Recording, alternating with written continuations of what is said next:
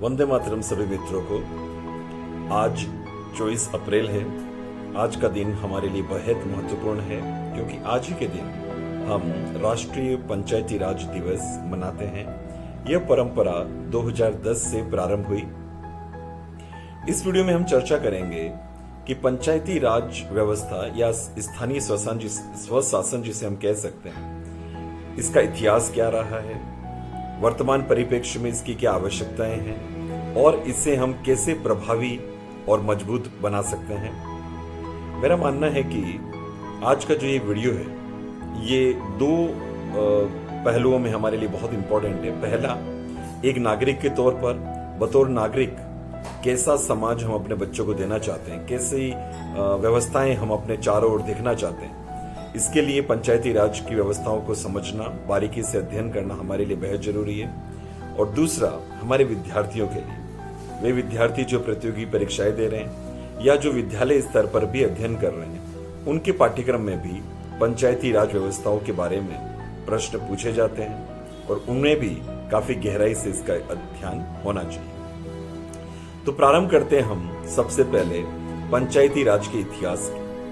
तो यदि हम देखें कि भारतीय इतिहास में, भारतीय संस्कृति में गांवों का जो पूरा प्रशासन है, गांवों के जो निर्णय हैं, वो स्थानीय स्तर पर लिए जाते थे प्राचीन काल से। सभी मिलकर गांव के कुछ मोतबीर लोग, जिन्हें, जैसे पंचायत का जो मूल शब्द है वो है पंच, मतलब तात्पर्य होता है पांच।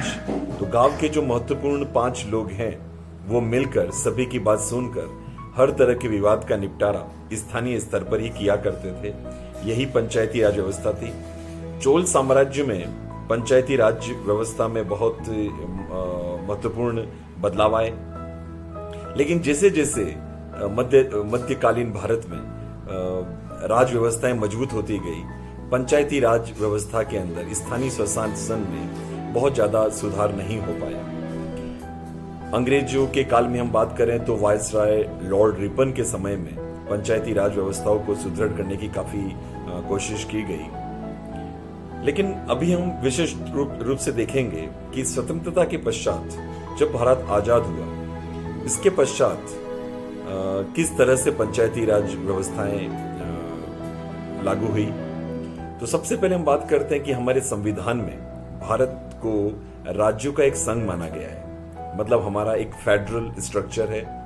पूरे भारत में एक जनरल गवर्नमेंट है जिसको हम बोलते हैं केंद्र सरकार या यूनियन या सेंट्रल गवर्नमेंट, और दूसरी पावर शेयरिंग। हर क्षेत्र की अलग अलग आवश्यकताओं को देखकर हमने शक्तियों का डिसेंट्रलाइजेशन किया, विकेंद्रीकरण किया और विभिन्न राज्यों में राज्य सरकारों का गठन किया, स्टेट गवर्नमेंट। तो भारत में ये 2 शासन की प्रणाली है ही, पुरानी रूप से चली रही थी। लेकिन स्वतंत्रता के पश्चात भी ये समझा गया, आवश्यकता महसूस की गई कि गांवों के स्तर पर, स्थानीय स्तर पर गांवों पर जो शासन की व्यवस्था है उनको मजबूत किया जाए ताकि स्थानीय आवश्यकताओं के अनुरूप संसाधनों का उपयोग किया जा सके। यही सोचकर 1957 में सबसे पहले बलवंत राय मेहता कमीशन समिति का गठन किया गया और जिन्होंने सिफारिश की कि त्रिस्तरीय पंचायती राज व्यवस्थाएं लागू करनी चाहिए। पहला जिला स्तर पर जिला परिषद, फिर खंड स्तर पर, ब्लॉक लेवल पंचायत समिति स्तर पर, और तीसरा ग्राम पंचायत स्तर पर। बहुत खुशी के साथ हम ये गर्व महसूस करते हैं कि राजस्थान ऐसा पहला राज्य था जिसमें पंचायती राज व्यवस्थाओं का नींव रखी गई। 2 अक्टूबर 1959 में भारत के प्रधानमंत्री पंडित जवाहरलाल नेहरू के द्वारा नागौर जिले के अंदर पंचायती राज व्यवस्थाओं का शिलान्यास किया गया। तो दोनों उपरांत आंध्र प्रदेश में भी लागू हुआ और तब से ये पंचायती राज व्यवस्थाएं अलग अलग जगह में लागू होती रही। लेकिन फिर भी ये पूरी तरह से हर जगह के लिए लागू नहीं हो पाई थी क्योंकि इसका कोई संवैधानिक आधार नहीं था, संवैधानिक दर्जा प्राप्त नहीं था। बलवंत राय मेहता समिति के पश्चात अशोक मेहता समिति आई, इसके बाद जीकेवी राव समिति आई और उसके बाद 1986 में सिंघवी समिति आई। सिंघवी समिति ने बहुत ही महत्वपूर्ण बदलाव जो दिए, पहली बात तो त्रिस्तरीय जो बात बलवंत राय मेहता समिति ने कही थी उसी को लागू करने के लिए कहा। और दूसरा संवैधानिक दर्जा देने के लिए उन्होंने सिफारिश की। और उसी सिफारिश को मानते हुए पहले राजीव गांधी सरकार ने अपनी कार्यकाल में कोशिश की, लेकिन वो पूरा नहीं कर पाई। और फिर प्रधानमंत्री नरसिम्हा राव के कार्यकाल में 1992 के अंदर संविधान में 73वां और 74 73वां और 74वां संशोधन द्वारा स्थानीय स्वशासन की नींव रखी गई। तो इस तरह से 73वें संशोधन के तहत संविधान में भाग 9 और 11वीं अनुसूची, जिसमें पंचायती राज को 29 विषय दिए गए थे जिन पे वो अपने निर्णय कर सकते हैं, और अनुच्छेद 243 से 243 ओ 16 अनुच्छेद कुल होते हैं, वो इसमें जोड़े गए और विभिन्न प्रावधानों को 1992 के अंदर लागू किया गया। और जिस दिन ये लागू किया गया था वो था 24 अप्रैल 1992, और इसी कारण से आज 24 अप्रैल को हम पंचायती राज दिवस मनाते हैं। 73वें संविधान संशोधन के पश्चात पूरे भारत में जब इसको अप्लाई किया तो विभिन्न राज्यों ने अपनी अपनी आवश्यकताओं के अनुसार इसमें और बदलाव किए, क्योंकि पंचायत राज्य सूची का विषय है, इसलिए राज्य इसमें अपनी आवश्यकताओं के अनुसार बदलाव कर सकता है। पूर्व में निर्धारित किया गया था कि पंचायत, ग्राम पंचायत और जिला परिषद, पंचायत समिति, पंचायती राज व्यवस्थाओं में जितने भी पद हैं उनका 1/3 आरक्षित सीटें रहेंगी महिलाओं के लिए। लेकिन बिहार ऐसा पहला राज्य था जिसने इस वुमेन रिजर्वेशन को बढ़ाकर 50% कर लिया। 2004 में भारत सरकार ने पंचायती राज व्यवस्थाओं को और सुचारू रूप से और मजबूती प्रदान करने के लिए एक अलग से ही पंचायती राज विभाग स्थापित किया, और समय समय पर और भी जो भी बदलाव हैं वो निरंतर प्रक्रिया में जारी हैं आज भी। यदि हम इनकी व्यवस्थाओं की वर्तमान स्थिति को देखें तो अभी ये त्रिस्तरीय व्यवस्थाएं हैं। सबसे छोटा ग्राम पंचायत स्तर पर, ग्राम पंचायत स्तर पर हर ग्राम पंचायत को अलग अलग वार्ड्स में बांटा गया है। उन वार्डों में जो चुनाव होते हैं वहां पर वार्ड पंच चुने जाते हैं जिनकी न्यूनतम आयु 21 वर्ष होती है। अब ध्यान रखिएगा, एमपी और एमएलए के लिए आयु 25 वर्ष है, लेकिन वार्ड पंच के लिए 21 वर्ष है। और पूरे गांव स्तर पर प्रत्यक्ष मतदान द्वारा सारे ग्राम पंचायत के निवासी जो वयस्क मतदाता हैं वे सरपंच का चुनाव करते हैं। तो आप ये भी देखें कि ग्राम पंचायत स्तर पर जो मुखिया है, सरपंच, उसका चुनाव प्रत्यक्ष मतदान द्वारा होता है, जबकि पंचायत समिति और जिला परिषद में ऐसा नहीं होता है। यही सारी लोग मिलकर पंचायत समिति सदस्य और जिला परिषद सदस्य का भी चुनाव करते हैं। पंचायत समिति सदस्य अप्रत्यक्ष मतदान द्वारा अपने प्रधान का चुनाव करते हैं, और जिला परिषद सदस्य अप्रत्यक्ष मतदान द्वारा वर्तमान जो व्यवस्था है उस आधार पर जिला प्रमुख का चुनाव करते हैं। तो इस तरह से त्रिस्तरीय व्यवस्थाएं आज संचालित हैं।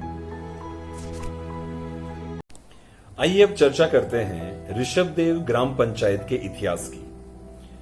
क्योंकि पंचायती राज व्यवस्था का पहले संवैधानिक दर्जा नहीं था, तो जो चुनाव थे वो नियमित अंतराल पे नहीं होते थे। कई बार निर्वाचन जो था वो आम सहमति के आधार पर भी कर लिया जाता था। तो जो जानकारी जितनी मैं जुटा पाया हूं उनके आधार पर मोतीलाल जी कोठारी साहब सरपंच रहे। इसके बाद जो यहाँ पर एक सूची लगी हुई है ऋषभदेव पंचायत कार्यालय में, उसके आधार पर छबीलाल जी भवरा जी यहाँ पर सरपंच रहे। दामोदर लाल जी व्यास लंबे समय तक सरपंच रहे। फिर श्रीमान सुंदरलाल जी भणावत, उन्होंने लगभग 3 कार्यकाल यहाँ पर पूरे किए एज ए सरपंच। उनके पश्चात चेतना मिनारिया मैडम सरपंच रही। तत्पश्चात नानालाल जी आहारी, बालचंद जी आहारी, और फिर शिवलाल जी आहारी और सुश्री रीना आहारी सरपंच रही। वर्तमान में अभी जनवरी में जो चुनाव हुए उनके परिणाम के आधार पर मनीष मीणा यहाँ पर सरपंच हैं, मनीष जी मीणा।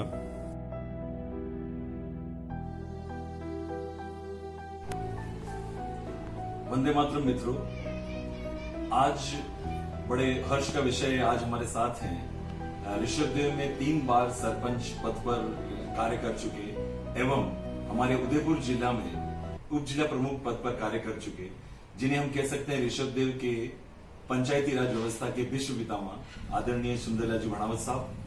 सर, आपका बहुत बहुत स्वागत है और आज पंचायती राज दिवस है, इसके लिए आपको बहुत बहुत शुभकामनाएं। आपको भी बहुत बहुत शुभकामनाएं पंचायत राज। सबसे पहले सर मैं आपसे कहना चाहूंगा कि आप अपने छात्र जीवन के बारे में और राजनीति में आने की प्रेरणा आपको कैसे मिली, कैसे आपके मन में आया कि मैं सरपंच पद की उम्मीदवारी करूं, तो उसके बारे में आपके मन में प्रेरणा कहां से आई?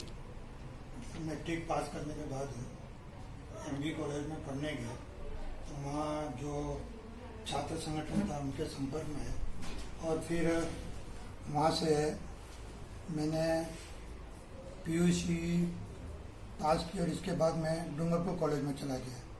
फर्स्ट ईयर, सेकेंड ईयर और थर्ड ईयर वहीं से पास की और थर्ड ईयर में मुझे थोड़ी राजनीति, छात्र की राजनीति में रुचि थी तो वहाँ कॉलेज का प्रेसिडेंट भी मैं रहा था, डूंगरपुर कॉलेज का। और प्रारंभिक दौर था, तीसरा टर्म ही था, उसमें प्रेसिडेंट रहा और वहाँ सार्वजनिक कामों में काफ़ी रुचि पैदा की।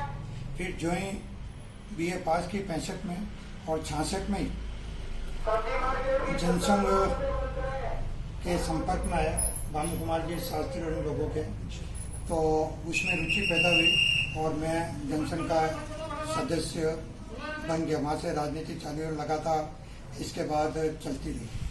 सार्वजनिक क्षेत्र में काम करते करते 66 में ये विचार आया राजनीति में आते ही भानु जी के संपर्क के माध्यम से कि कोई स्कूल प्रारंभ करना चाहिए। तो विद्या मंदिर के नाम से मैंने यहाँ ऋषभदेव में एक प्राथमिक विद्यालय प्रारंभ किया और 2 साल तक उसको चलाया। इसके बाद भारतीय शिक्षा प्रचार समिति जो जन संघ से जुड़ी एक संस्था थी उसको मैंने हैंड ओवर कर दिया और अभी 2 साल पहले तक उसका मैं सलाहकार कहो रहा मैं। इसके बाद अभी उसको भी छोड़ दिया मैंने, काम करिए वो आज हायर सेकेंडरी ग्रुप में काम कर रहे हैं। मैं आपसे ये भी जानना चाहूंगा कि 3 साल के सरपंच के कार्यकाल में आपने सैकड़ों काम करवाए होंगे, लेकिन कोई ऐसे 2 या 3 ऐसे खास काम जो आपके दिल के बहुत करीब रहे हो, आप ये मानते हो कि ये काम मैंने बहुत मनोयोग से और दिल से ये काम किए, वो कोई 2-3 काम ऐसे हो और 2 कोई ऐसे काम जो आपके मन में एक रंज रह गया हो कि शायद ये काम मैं और अच्छे से या पूर्ण नहीं करा पाया या और अच्छे से करवा सकता, तो वो कोई ऐसे कार्य? सरपंच में जब बना तब बहुत पैसा पंचायत में या इनकम का कोई ऐसा था नहीं और सरकार से जो सहायता भी मिलती थी तो 2.5 रुपया प्रति व्यक्ति, मुश्किल से 7,000 रुपया साल का आता था।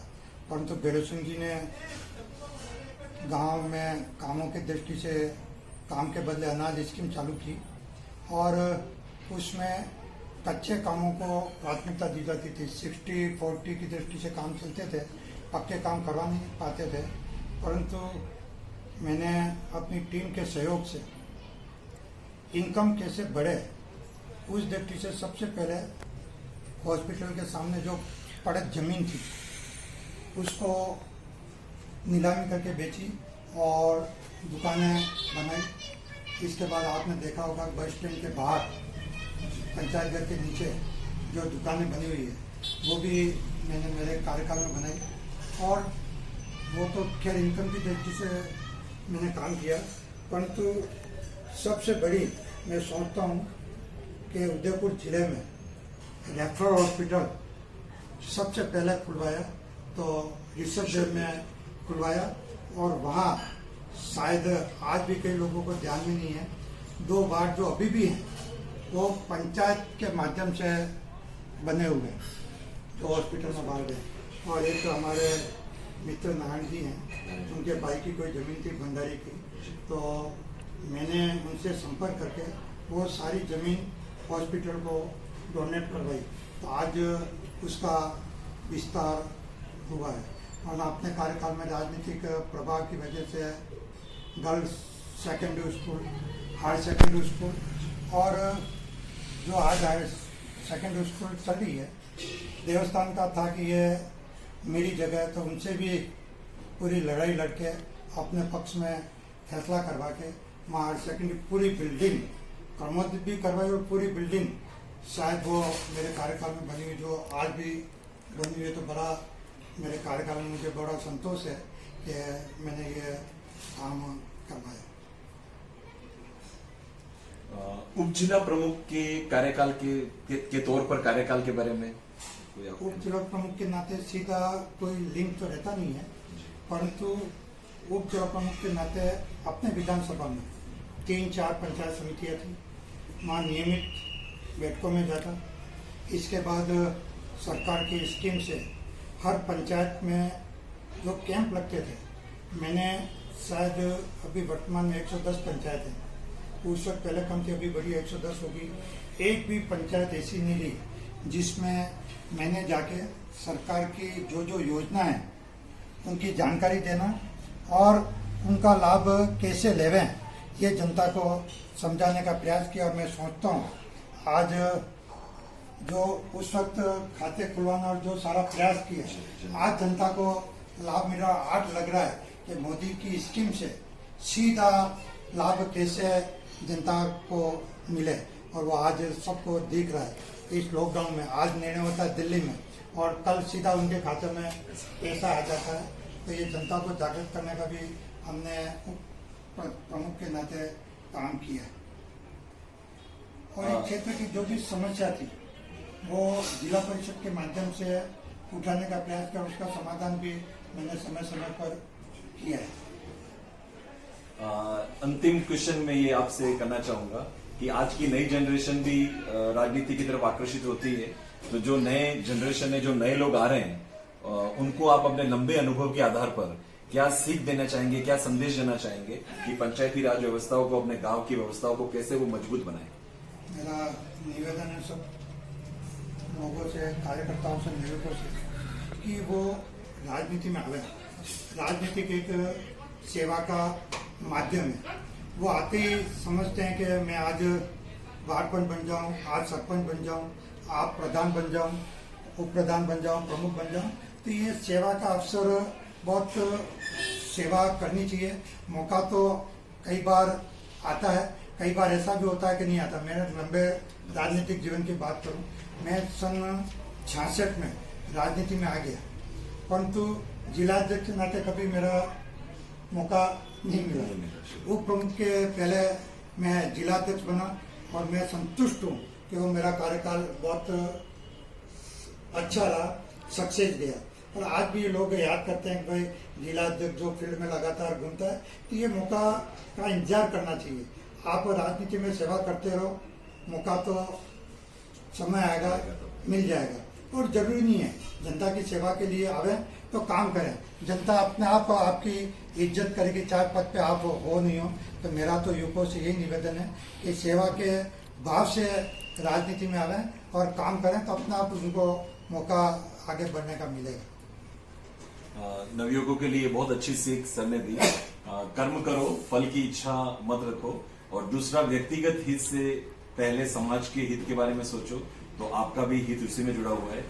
सर ने इतना समय दिया, आदरणीय भणावत साहब का बहुत बहुत धन्यवाद। आपका बहुत बहुत धन्यवाद कि आप है और पुरानी यादें ताजी की।